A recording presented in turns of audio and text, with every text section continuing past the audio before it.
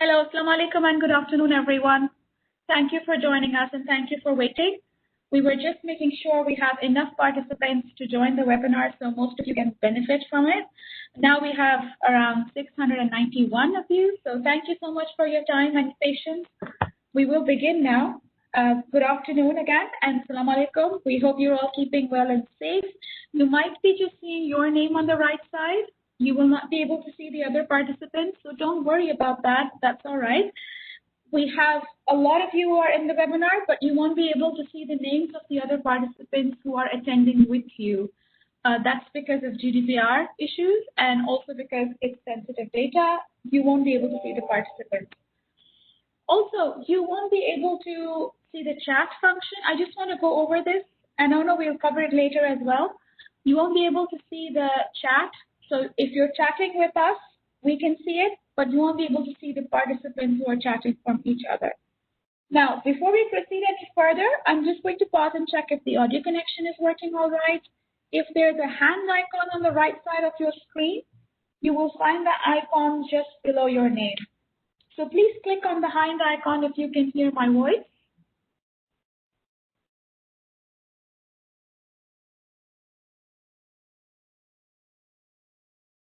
Afana, am I audible? I don't see a lot of hands going up.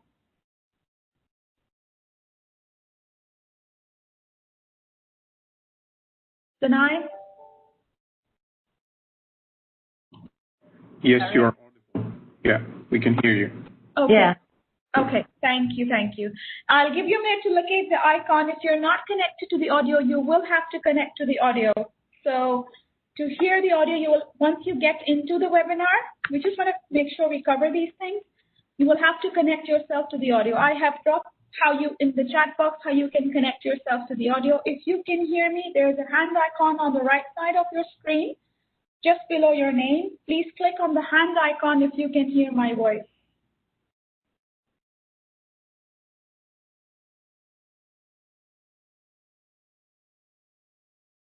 Okay, great. Some hands going up there.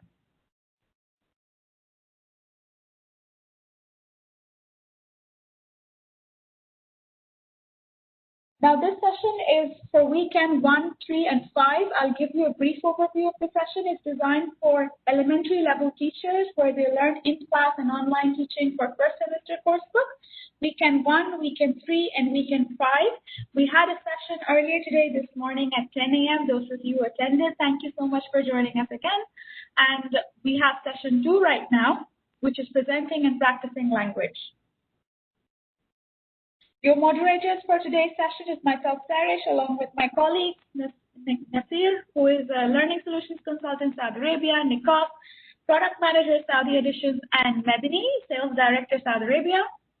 We will be there in the background to help you answer any questions that you have, or if you have any trouble during the webinar, you can just write your question on the right side in the Q&A, or I'll cover that, in a while. I'll go over Danai. If you've attended the session before, you know who Danai is. She's a wonderful speaker, and we're very grateful to have her here. Danai is a teacher, educator, an editor, a content developer, and is also an author. Danai has successfully delivered several training workshops in Saudi Arabia for supervisors and teachers. And Danai has also co-authored the Saudi edition. We're very happy to have Danai here cover these sessions with us. Thank you, Danai, for your valuable time and joining us. Thank you. Now, before I pass on to Danai, I'll just quickly cover some housekeeping to make sure we have covered everything. And these are the questions that are going to come through the webinar, so we would just want to make sure that we are covering it. Make sure you're connected to the audio once you get into the webinar. So you will have to connect to the audio. I have written the instructions in the chat box. Once you dial in, you'll have to connect to the audio. We recommend you close down any high networking apps such as Netflix, YouTube, or any gaming platform because this is going to affect your bandwidth during the webinar. Regarding the certificate of participation, a lot of you are asking questions about that. You will receive your certificate of participation once the series of the webinar is over. So once we have done with the first semester course book series, which is 19th of November, that is when you will be receiving your certificate. You can ask question answers in the end because we will cover that towards the end of the session. I just want to add here that you can see yourself there as a participant and not anyone else. And do not worry about signing in or any kind of an attendance. If you have logged into this webinar, you are marked as being attended. So don't worry that how am I going to mark my attendance. We can see all the comments that you're sending us, so don't worry about that. What else? You will use the link that is given to you in the email. You must have received an email about it. The Q&A box is on the right side of your screen. You can see the chat box as well. You will use the Q&A box to ask us any questions or anything that you need to ask. So you will use the Q&A box for that. If you have any questions for Danai during the presentation, you can use the Q&A box or any trouble that you're having. We will try to cover this as we go along. You also have the chat box on the right side of your screen. You can use the chat box to engage with the presenter during the webinar, and you can have any comment, anything, you can write in the chat box. You can use both of them. Yes, we can see your name. On the chat box, you won't be able to see comments from other participants. You can only see your comments, but Danai can make sure you're there and she can read out comments. So don't worry that they're not being read out. Our moderators are in the background to sort of like help you out with the session. So if there's any question, anything, we encourage you to ask any questions about the session. Feel free to drop that, any comments, anything. And I guess that's all for now. I will pause and do this later. But before that, I'm just going to pass on to Danai, who can then begin. Sorry about the delay. I know we started late and we were just waiting for more people to join because now we have 730 people. Thank you. Over to you, Danai. Thank you.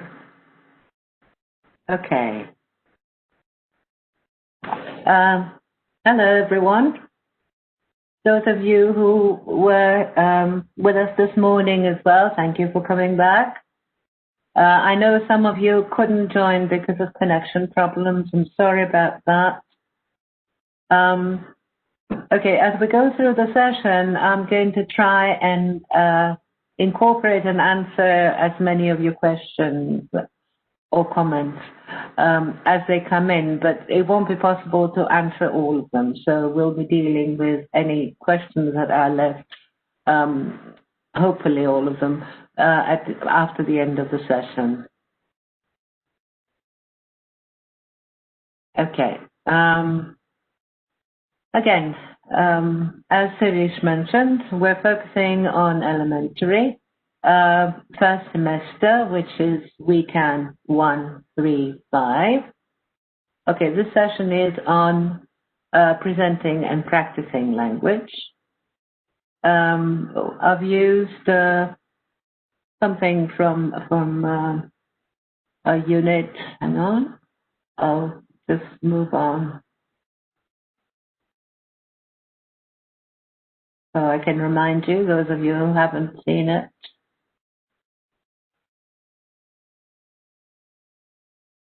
This is, oops, sorry about this, my fault. I should have used a different sort of order here. Okay. This is it. This is the unit. I've just used bits and pieces from it. We'll go back and have a look at how it is organized in the book.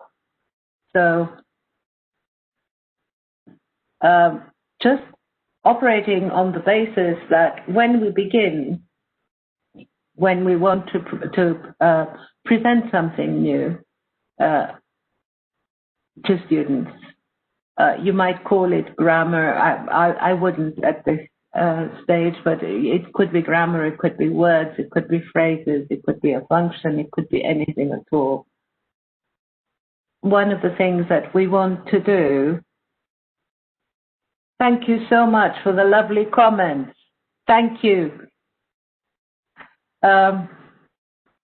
Okay, So one of the first things we do is to set up the context, to introduce the context of the situation. Finish, people haven't got the handout, have they? I've just dropped the link to the handout. I forgot to mention, sorry, but the handout link is in the chat box. I will do that once more. So you can download it.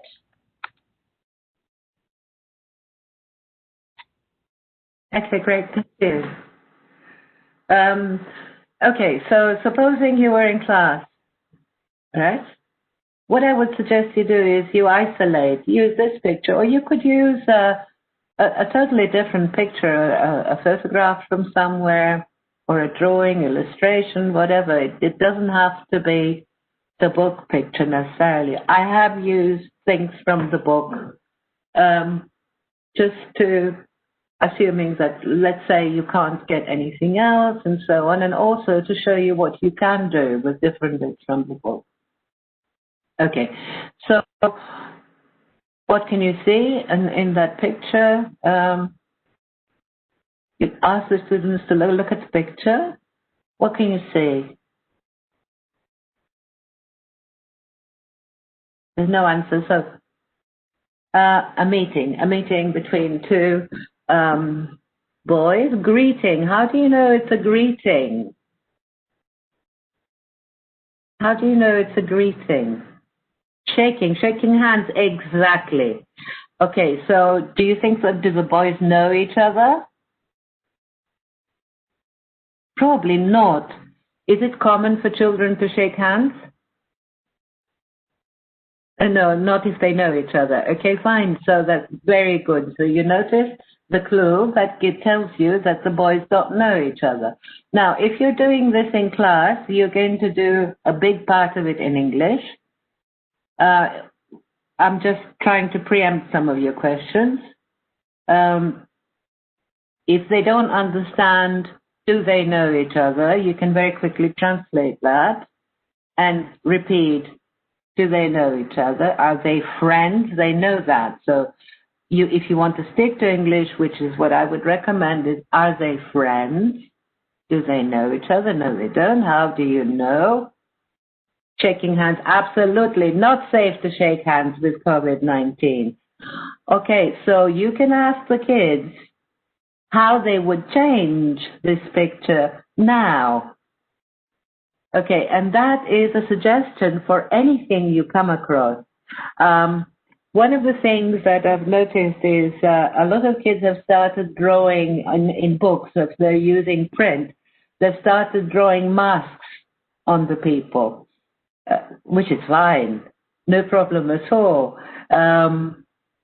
But ask them how they would change this picture so it's appropriate for now. Yes. Are they friends? Are they brothers? Are they whatever? Good, yes. Okay. So we want to set up the context, right? So do you know where they are? Where are they? Can you see? No, you can't see. So, yeah, they could be at school. They could be, in the classroom.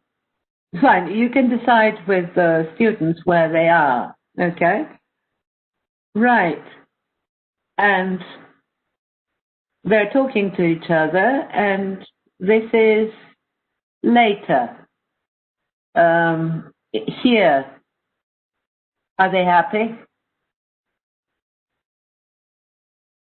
Yeah, they look happy enough. Okay. Oops, sorry. Can you have a look at your handout, please?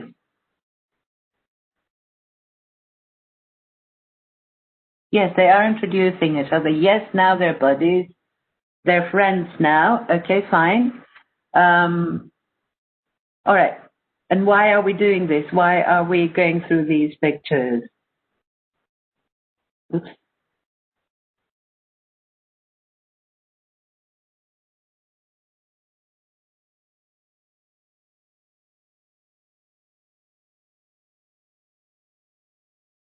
Introduce the context, set up the context. Can you please have a look at your handouts, the context handouts? What is context? Because you get that word a lot. Yes, let the children discuss. You see that word a lot, context, and doing things in context and presenting language in context. I hope you've noticed that. It's like all over the place. Okay, fine. So what is context? Yes, roughly it is a situation. But what I would like you to bear in mind is that there are different components, aspects to it. Okay, so if you look at your handout, you will see who, the people, yeah, the speaker, the speakers, or the writer and his or her relationship with the listener or the reader. So we have the context of communication. There is always a context in spoken and in written language. We're dealing with spoken language here. Yes, we can ask students to do brainstorming by looking at the pictures. I'm just trying to break it down for you so that you can manipulate this as you see fit in class. Okay, so yes, we are concentrating on spoken language. So who are the speakers? We have established that they don't know each other, and your clue for that was the fact that they were shaking hands. Now they know each other because they're obviously chatting. Where are they? You haven't got any clues for that from the picture, but you have discussed it with your students and you have established that they're at school. They're in the school, they're in class, maybe in a classroom. Okay. Why are they talking to each other? To get to know each other? Yeah? What are they talking about? Well, to begin with, you have said that they're talking because they want to introduce each other, okay? As an introduction. So basically what you do is you ask questions as simple as possible. Here, if you have to ask anything in Arabic as a question because you think it's too complicated in English, do, but insist that the kids answer in English. Okay, to help them understand that it's important to know who is saying what to whom and why.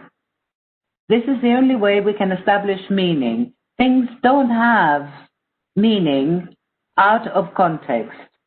There is an example with adults sort of on the in this last column in your handout, which is for you. It's for teachers. It's not for you to do with students, obviously. Okay. And how we communicate has to do with what kind of language we use, if it's spoken, if it's English, Arabic, in this case we're talking about English, yeah? If it's polite, if it's formal, if it's informal. And the example that's given underneath is from the example with the adults that's there for you to understand. Okay.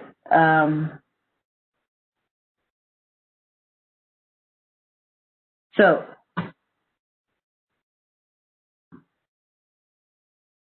we've established the context here.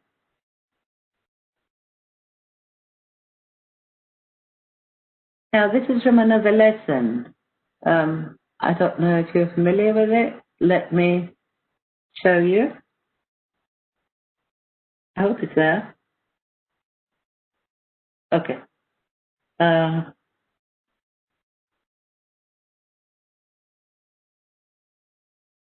Okay.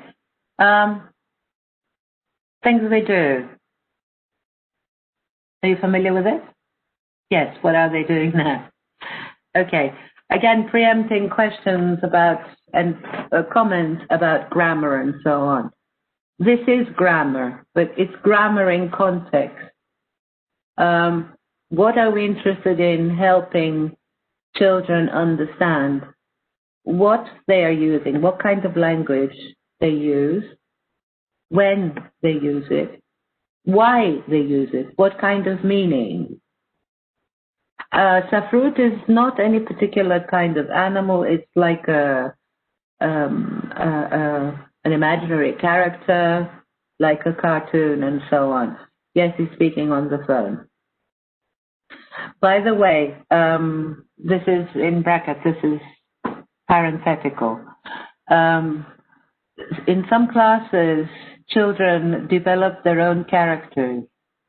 So what they did with characters in the book was that they changed them to use their own characters as they practice. I don't know if you remember. I think I mentioned yesterday, this morning. I don't remember. I'm sorry.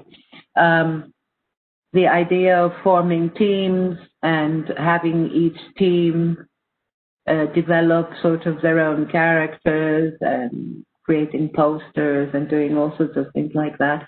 Well, each team can have their own characters, or the whole class can have different characters if you think the characters don't work as they stand.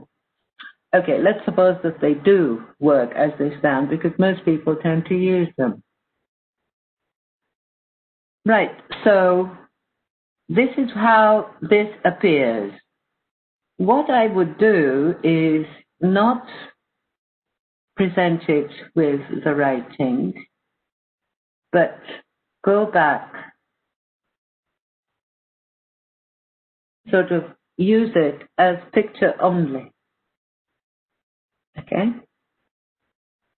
So you can introduce the characters if you want. So this is Safrut. What's this boy's name? You remember?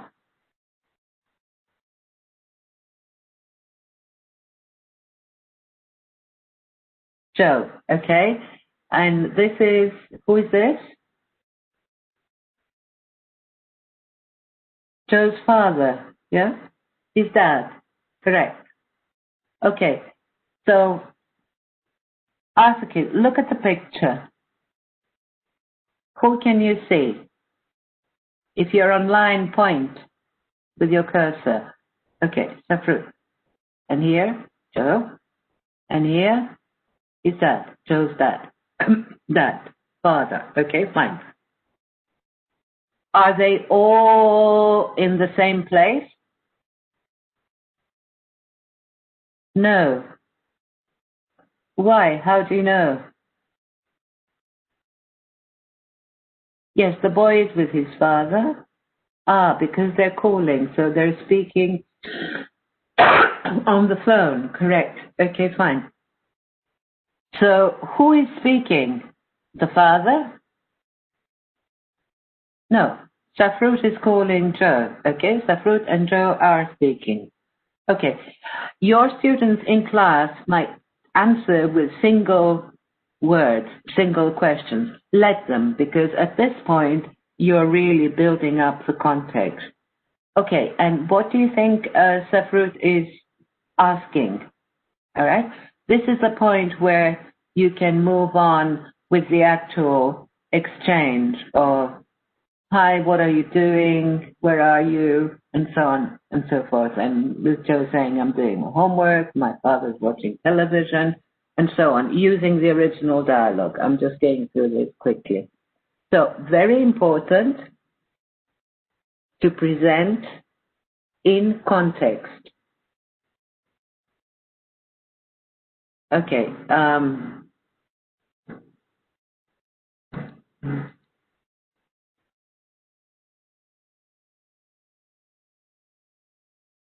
Let's have a look at this challenge time. Co-text is a different thing.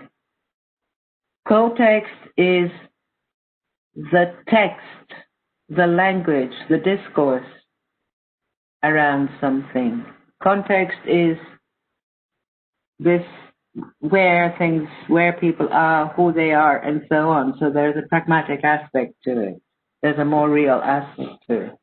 How things would happen in real life, so to speak. So if you look at your handouts, you look at this picture, yeah, in challenge time, in weekend 5. Okay. Can we establish the context?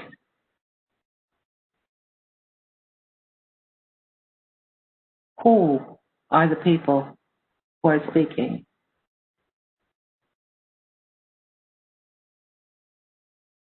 Yeah. Yes, if you want to say where they are. Boys, students, okay. Where are they? Yeah. At school. How do you know? In class. How do you know? What did you use? Table, yeah? Tables, chairs, books, and so on. Could this be at home?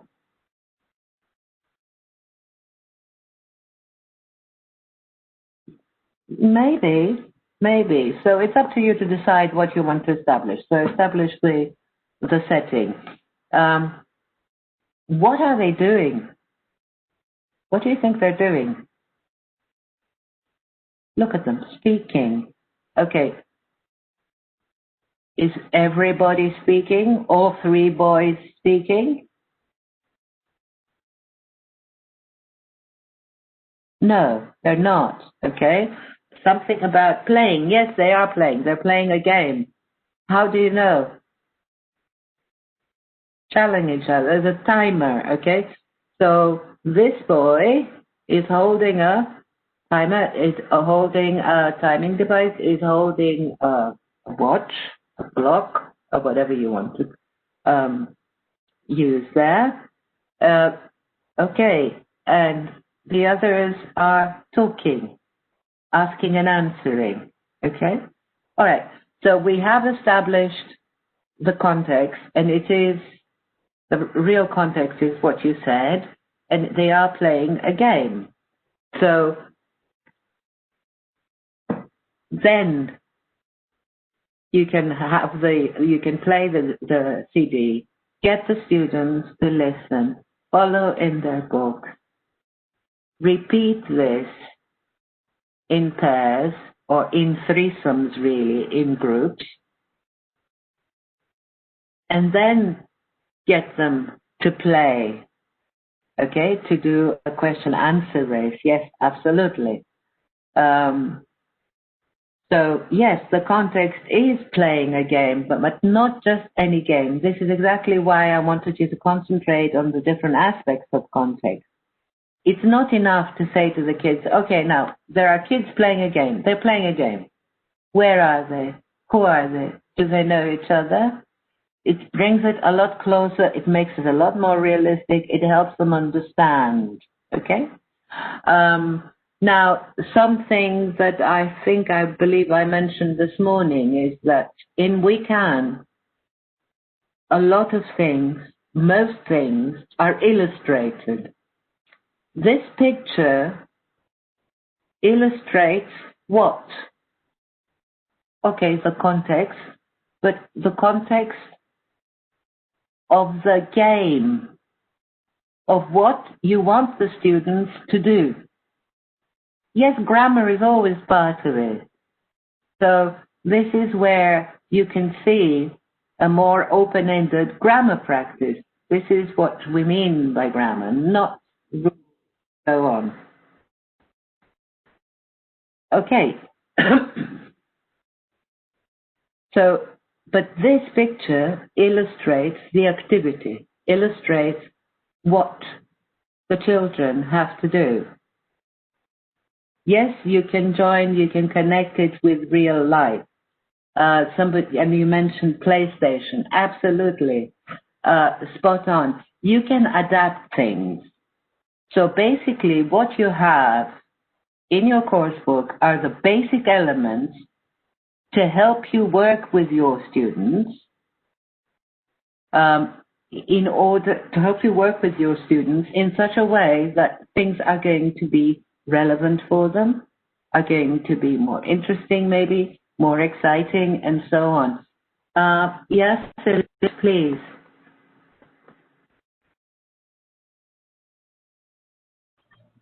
Did you say something tonight? Sorry, I didn't get you. I thought you wanted to... Oh, yes. So we just want to go over a few housekeeping. I just want to pause and say you have been a fantastic audience, to be honest. All of you, thank you so much for engaging, your comments, and everything with the presenter. I just want to add 3 things here and just pause and give a check. But I just wanted to say that we can see you, you have logged in, and you don't need to have an attendance, so you don't have to mark your presence anywhere. So we know that you've logged in and we can see your names here. However, you can also see your name on the right side of the webinar. The list of participants will show only your name. You won't be able to see the other participants, so don't worry about it. There are 790 of you in the webinar right now. Don't worry about if you think you're the only one. We can see that. There are other people, but we won't be able to share that information with you, unfortunately. As for the chat as well, you're engaging, we're reading comments, then I can read them. That's why she can see them. So don't worry about that as well. We can see your comments, yes. You won't be able to see the comments of other participants, however, and that is restricted due to privacy. So if you're sending your comments, yes, we can read them. And the third thing and the last thing is, yes, you will get a certificate for this webinar. However, once the series is over, that is when we will be sharing the certificate. This is going to come in your email. So watch out for that email. It's going to show up after November 19th. If you have any other questions, feel free to let us know and we can moderate that for you. Thank you. Instructions are all clear. Thank you, Abdullah. That means a lot to us. You're having trouble hearing. I'll just drop over how you can connect to the audio if you're having trouble hearing. Anything else? Yes, you will need a different link to join for every webinar. That is correct. So the webinar that is tomorrow at 10 a.m., you will have to have a different link to join the webinar. You will not be able to use the same link that you used today. Yes, Abdullah, you will not be able to see the comments of your friends as I just mentioned, unfortunately. So for the 5 elementary sessions for teachers, you will receive 5 links. For every link, you will have to join the webinar separately. Obviously, the one at 10 a.m. is not going to work for 1 a.m. And obviously, they're on different dates as well. If you don't have the links, please check with your admin. They will be able to provide the links to you, and once you register, you will have the confirmation email in your inbox. I hope that's helpful for you all because there were questions coming in. We just wanted to address this before we move on any further. Thank you so much. It says you've understood it. Thanks. Welcome tomorrow, yes, is the same landing page where you registered for this webinar. The same thing, just click on the November 4th, 10 a.m. webinar, and you will receive the registration link. I'm going to pause and hand over to Danai now, because I don't want to take too much time. But if there's anything else, feel free to drop in the chat box, and we'll respond to you. Thank you. Thank you, everyone.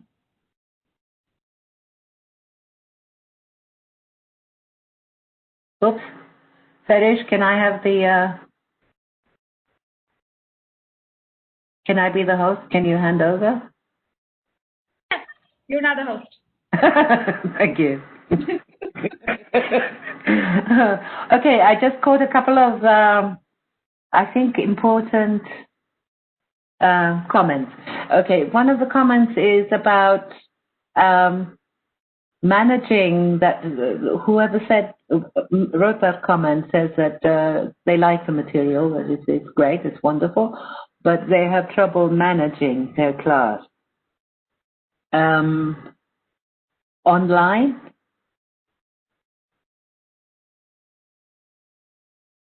two English periods a week and you can't cover everything.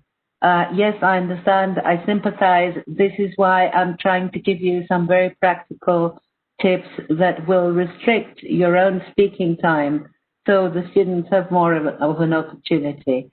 You can do the best you can, and quite honestly, this is all any of us can do under any circumstances.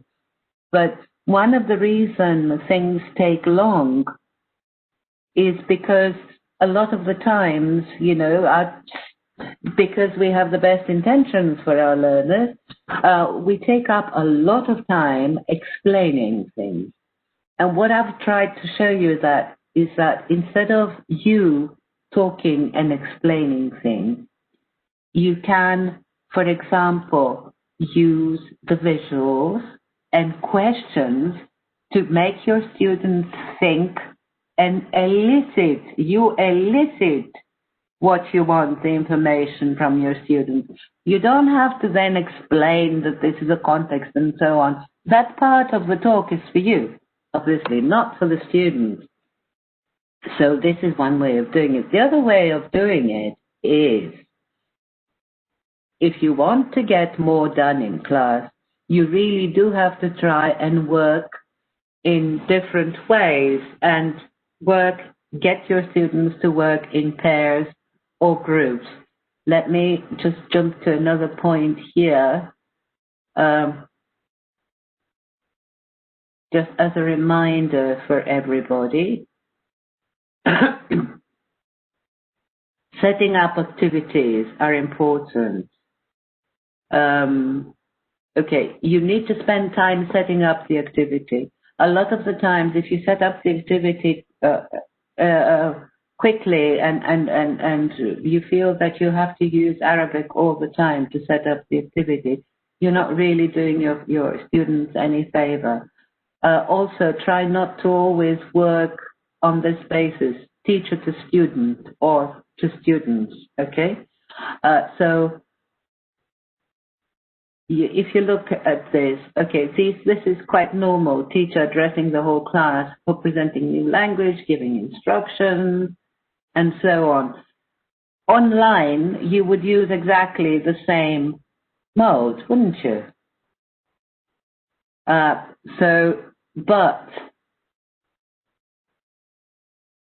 this is something else.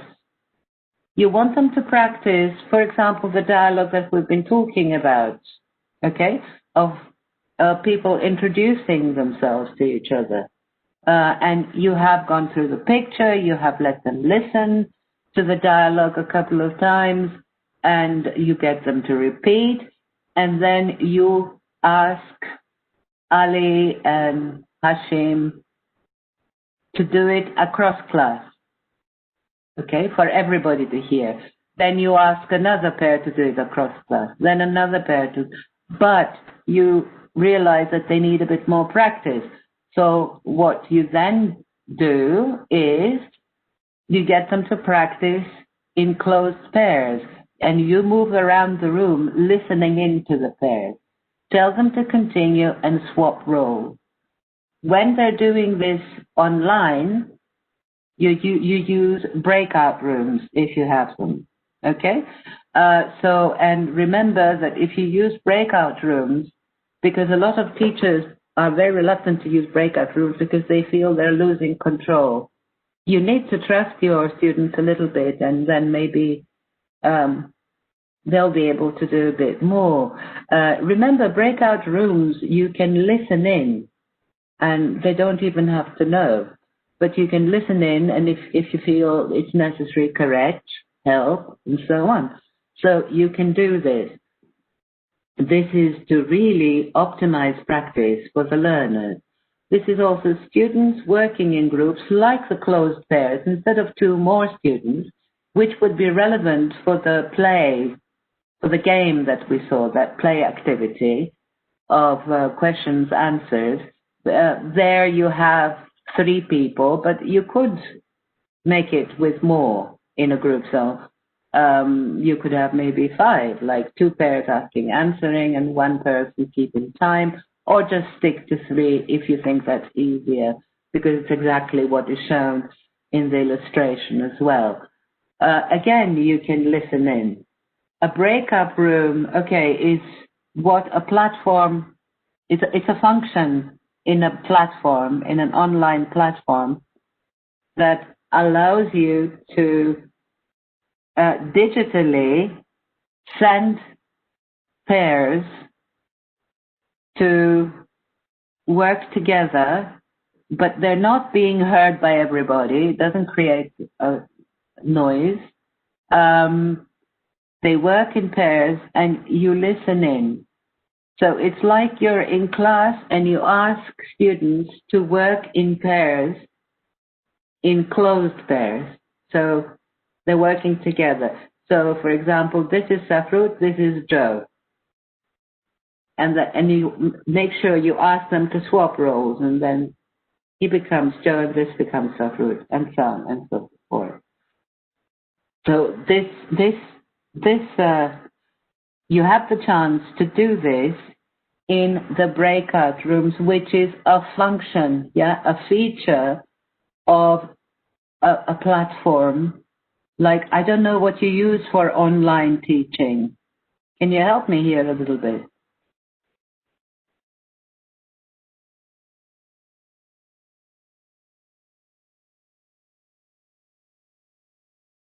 Teams, Microsoft Teams. Okay, fine.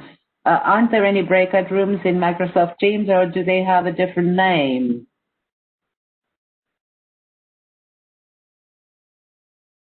No. There must be. I can't believe. Teams, okay, fine. A team can be 2 people, or it can be 4 people, as I showed you. So it's a matter of numbers. Fine. You don't have them yet. Well, when you get them, you're going to get you're going to have the opportunity to do this. And it really multiplies the time the students have for practice, basically. This is why it's so good. Sorry. Moving up again. Okay. So let me take you back to this. Okay, this is a very sort of simple presentation of stages. You have something very similar in your book, in your teacher's book as well. Okay, so to begin with, you set the scene, you introduce the context, elicit ideas from the students. Yes, you can create channels. Can we please wait and deal with phonics when it's that particular session? I would love to be able to answer all the comments and all the questions, but we can't do that within an hour. You are asking for a whole methodology course, so I'm afraid we can't do that in the time we've got, but we'll do the best we can within the designated hour for that particular area. Okay, so use photos, pictures in your book, or find and use attractive images that you can download or cut out from printed material or show on the screen as you wish. Introduce the context, point and tell the students who they are, or elicit it from them. Provide more information if you think it's necessary about the time of day and so on. If not, you don't have to. Or this is what we said, elicit the ideas from the students. Okay. Elicit with simple questions as much as possible so you can use more English. If you think, the questions are not being understood for the purposes of eliciting the context, then go ahead and ask them in Arabic. But again, I would suggest that you back the Arabic question with the English version, just to bring them back to that.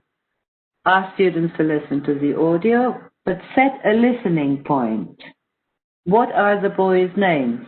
Okay, so the first time they listen to it, let them listen to it for meaning, for information. Very simple question. Yes, they can act out later. I'm just taking you through the stages. Okay, so the listening point is, what are the boys' names? So they listen to the conversation and answer that. Let the students answer, then if necessary, listen again and confirm the names, which are Jack and Hashim. Now, point to yourself. This is just by the by, a way of maybe explaining something. It's live, where they live. This crops up in the dialogue, and you might think, well, how will they understand that? They will probably understand it because of the use of the city, but if you think you must make sure they know what they're talking about, yes, developing listening skills, what they know, what they're talking about, point to yourself, show students a photo of a house or the entrance to a building, point to yourself and the picture and say, this is my house. I live in this house. My house is in Riyadh. I live in Riyadh. Ask a student, where is your house? In Jeddah, in Aba, the student answers with just the place name. Right. So where do you live? Again, you expect the student to answer. They don't have to answer in complete sentences. What you're dealing with is making sure they understand the concept of I live in a place. Okay? You don't have to say any more. And you don't have to translate it. Okay. Now, you might want to ask your students to listen again and say where Hashim lives. Then open book in class or page 2 on screen. Listen, repeat, practice in pairs. Students listen, point to the speakers, follow in their books on screen. Then ask students to listen again and repeat. Play the audio. Have students practice in closed pairs, in breakout rooms online, or teams, of what we've just talked about. And this is followed by another activity on the first page when you present this language. Ask students to listen and follow in their books, then ask and answer in pairs. You can, if you like, use prompts. Yeah? These are prompts, keywords from what you want them to say to remind them. Okay? What's your name? How old are you? Where do you live? Okay, you make sure, so ask the students to look at the prompts and tell you what question they have to ask. Make sure everybody understands. And then ask students to practice in pairs, closed pairs or open pairs. And obviously, if you are in the classroom, you can get them to mingle, okay? To move around and introduce themselves to as many children as possible and ask and answer questions, okay? And you can set a time, all right? So it becomes a game as well. So if they manage to exchange information with 3 of their classmates, as opposed to somebody who did it with 4 of their classmates, then obviously the ones that have managed to get information from more classmates are going to be the winners, but everyone wins. That's another thing. Okay. I'm going to skip this because I think we're okay. No, we're doing okay. We can go back to this as a different type of thing. So this is what I was talking about, the small talk. You set it up like that as well. So whether it's a conversation for or a dialogue or conversation to present language, or whether it's practice, this is the way you can set it up, okay? But it is important for the kids to know what they're saying to each other, why they're doing it, how they're doing it. Okay, and this is obviously followed by challenge time. Yes? So this is the page. Yes, they present each other. Very good. As a follow-up. So 2 kids exchange information, and then he presents the information about this child, and he presents information about this child. You see, the reason I kind of skipped that for this one is because I was worried that people would worry about for example, Hashim lives in Jeddah, the third person is. So if you want to do that, then It's not a problem. I mean, I would do it anyway, but it's something to bear in mind. So don't turn the lesson into a grammar lesson if that's what you want to do. Okay, the challenge time, how you can set it up, how you can carry on with it. Possible stages. Again, I can't stress enough the importance of visual support, yeah? And you know, it's not only visual, it could be real objects, it could be the real environment, if you're in a classroom. It can be illustrations, photos online, it can be part of a video, it can be the children on video, it can be you on video, not the children necessarily. So this again is to break down the stages that I would go through to get them to pay attention to what they can see and also use what they know. So ask them to look at the map and read the names of the towns. They're towns that they're familiar with, probably. Well, not probably, they are with most of them, I think. So it's good to give them a chance to do things that they feel they can do, that they feel they can achieve. All right? So look at the map, look at the town. Okay? In class, you can ask them to look at the map in their books or use a larger version on the wall or use a world map if you want to change the cities later. Then get them to identify the children in the pictures in the book. Okay? Read their names and possible ages. So let me take you back. Is it here? Oh, I lost it. Oh my God. Yes. In other words, this is the page, yeah? Get them to look carefully at the pictures, read the names, read the ages, okay? Then you ask them to listen and match each person or people with the play, and then listen again and circle the right age or reverse the order, do it the other way around. Okay? So have them listen to the CD and match the children with the right towns, cities. Let them compare answers with a partner. Let them listen again and circle the correct age for each person. Okay? There are little options there. You can do sort of slight variations. But there are very, very clear stages to go through. If you go through those stages and you get people to notice what is in pictures, what they can do with them, and so on, you won't have to translate everything. The children will be able to understand. No comment?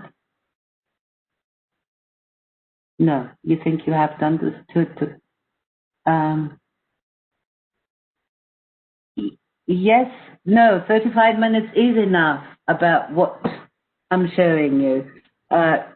Please bear in mind that I'm taking longer because I'm talking to you about how to do it. Okay? And maybe I'm taking longer because I want to stress some things to try and persuade you that this is possible. The point I'm really trying to make is, if you try to explain everything in Arabic, you're not helping your learners because you're exposing them to less language. Okay, and suppose you have 35 minutes, as you say. Okay, 35 minutes. How many students on average? 24. Okay, so 24 students. So you feel you have to explain everything. Even worse, translate everything. 13 is great. Okay, so how long do you speak out of the 35 minutes? 30. Or is that minutes or students? How long do you speak out of the 35 minutes? How long do you take up? 35 minutes? Yeah, well, yes, 15 minutes, that's great, that's good. Okay, 20, 25, that's a lot, isn't it? And you'll have 10 minutes left for 24 students, okay? So those 10 minutes are less than what, the 20 minutes left for 24, even so. It's again less than 1 minute per student if you don't do any teamwork, any pair work, closed pair work, and you expect people to speak on a one-to-one basis. In other words, address you, you speak to them, and they speak to you, and maybe act out a little bit. If you do that, then you get your students to speak on average for about 1 minute a week. If they went to school throughout the year, 52 weeks, that would be 52 minutes per year. In 3 years, they would speak, they would be speaking then for 156 minutes. How long is that? That's 3 years. You expect them to be able to understand and speak after 3 years. It doesn't happen. It can't happen. You have to give them more time. So we need to limit teacher speaking time so that you don't do what I have been doing throughout this session, which is talking. Terrible, isn't it? Yes, nowadays the teacher's role is different. The teacher is supposed to also listen, observe, coordinate things. And by the way, when you ask students to work together in closed pairs and you move around and listen to them, or you listen to them as they are working in pairs online, you'll find out a lot about what they can do, what they can't do, if you think you might need to do a bit more work, if you don't need to do more work, and so on and so forth. So it is important for us to optimize the time available for the students, whatever we do. Yes, giving students space to share. Yes, we do try to give students space to share, and we do try to multiply whatever time we've got. Look, all over the world, if you talk to teachers from different places, they'll all complain about the same thing, that there is no time. The time is limited. That's a universal problem. Okay, so basically, to some extent, we have developed all kinds of techniques and ways of working, like prompting, showing them pictures, in other words, and expecting them to respond, so that we don't have to say things all the time, to save time and to give students the chance to think, to become involved. Yes, time is money. To become involved, to become engaged. Some people complain that the students don't find the material interesting. They find it boring. It's fine, you can't please everybody. Some of the materials can be boring for some people. Some others might find it interesting, and so on and so forth. But the point is to get the children to do things, to keep children active. If you have children sitting and just listening to you lecturing, well, you can expect them to basically lose concentration, not be able to do it throughout, even if the topic is interesting. Using games will not feel boring. Absolutely, Bandar. I do agree. Okay. So, but the point is active, keeping them active. This is why, again, preempting a question. This is why you will find. Thank you that you like this lesson. This is why you will find that chants actually can be quite fun. The game, you mean? Yes, the games are good. But you can make the chants quite exciting and interesting as well. Remember that the chant gives you a model that you can change, that the students can change. So the main thing to think about is how to keep the students involved, participating, active with what you have. And in a sense, yes, make sure the students have fun.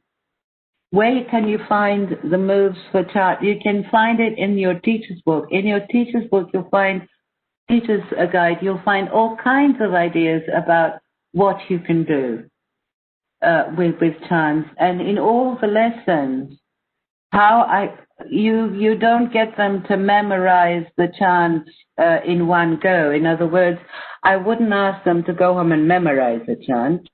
I would do the chants time and time again in class. So what I would personally do is begin the class with one or two chants from the past all the time, and games, recycle as much as possible. Maybe they won't do it perfectly the first time around, or break down the chant to pieces and assign the pieces to different students. All of this is doable online, okay? And in fact, you can really organize it very nicely online. Don't worry too much about intonation. But do worry about the students being able to stick to the rhythm and the pace of the lesson as well as the chant. And as I said, I did say the rhythm. Okay. I understand that there are people who are in a hurry to go. Let me just, how can we reach the message so we can? Again, may I repeat, please? Teacher's guide. Read the teacher's guide. I know this is a very short time to show you everything that is possible. Yes, the chant for the 5 little monkeys. Some kids love that. But you can change the animals, yeah? You can change everything. No, you don't have to get them to memorize the whole chant. You can ask them to memorize part of it. It's repeated anyway. Yes, ducks.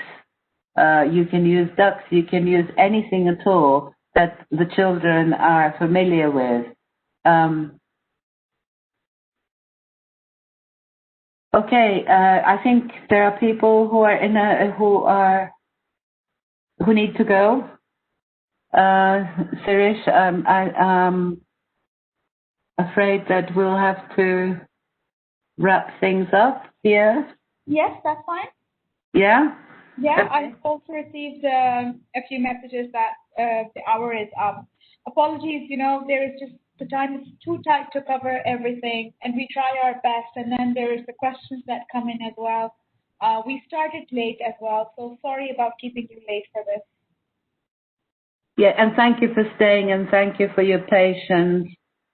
And yes, practice makes perfect, and I agree with all the comments you're making, and I'm ever so glad that a number of you seem to like the idea of working online. Okay, we have to make the best of it, right? I hope to see you again tomorrow, and possibly the next day for the first session. Thank you all so much. Thank you. I just want to add that there are 5 sessions for the elementary teacher webinar. We have covered session 1 and session 2 today at 10 a.m. and 1 p.m. KSA time. The sessions we have tomorrow is session 3 and session 4 tomorrow, and it's going to be at the same time, which is 10 a.m. and 1 p.m. In order to attend the sessions tomorrow, you will need to register for them. So the same link that you used today for the webinar is not going to work tomorrow. So for the 5 sessions for elementary teachers, you will receive 5 confirmation emails in your inbox. And to join it, you will have to use the link that's in your email to join the session. Every link is unique, so please avoid sharing the link with your colleagues to join the session, because at the end, this is going to really impact your certificate of participation. What's going to happen is the certificate is obviously going to have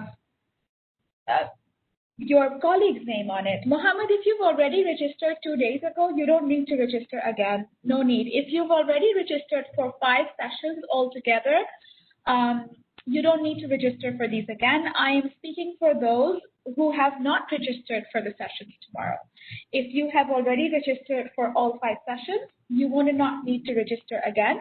But in case you have just registered for the 2 sessions that are today and you attended them, and the feedback is that you really like the session, so thank you. But if you want to attend it tomorrow and day after tomorrow, you will have to register. I registered him. Perfect. If you've registered, that's fine. I'm sorry, I'm just addressing this because a lot of questions have coming in for this. So you will have to use this. Please avoid using the link for your colleague, because that will have, again, I repeat, also when you register, please use the name as you would like it to appear on the certificate. Avoid writing in Arabic, because the system unfortunately does not recognize that. So it won't be useful for us to have it in Arabic. I mean, you won't be able to make good use of it. I mean, we won't be able to provide it for you. Is it 5 or 6 sessions? It's 5 sessions.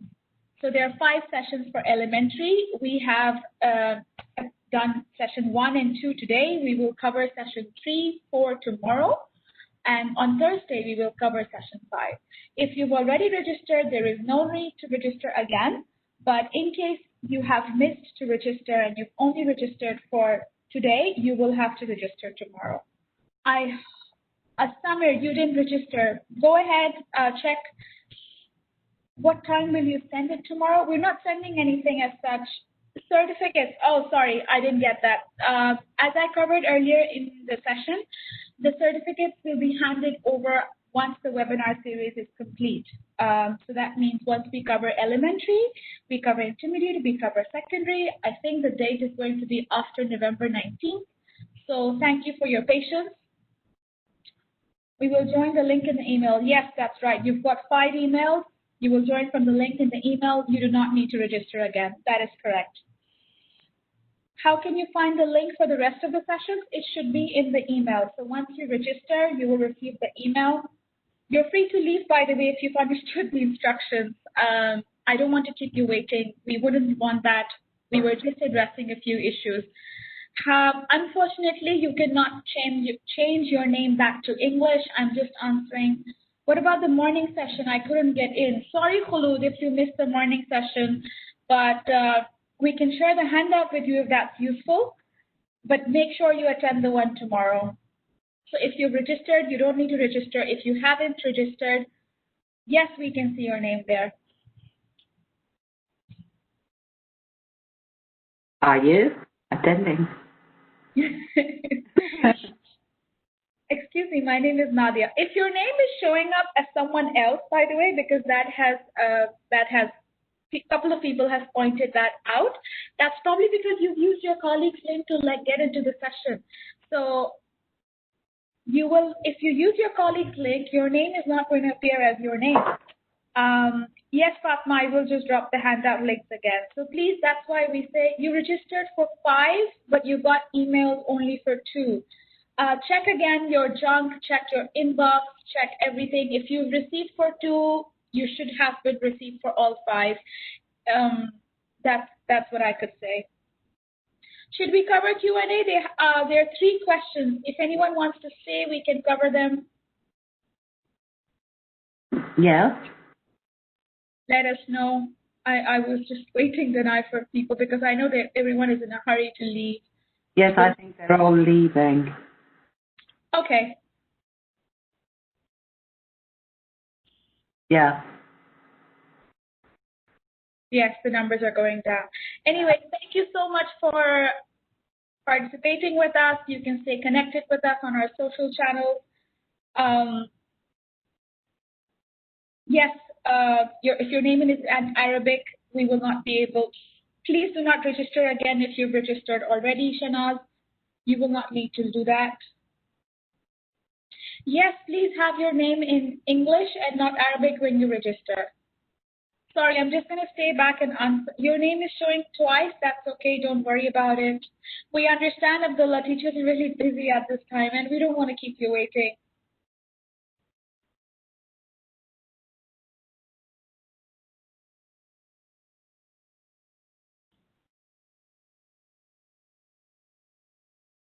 Thank you, Haifa.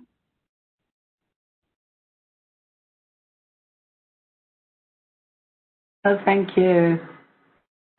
Thank you so much for your comments. So wonderful. Thank you. Really appreciate it. Yes, we do. Thank you so much, everyone. Thank you.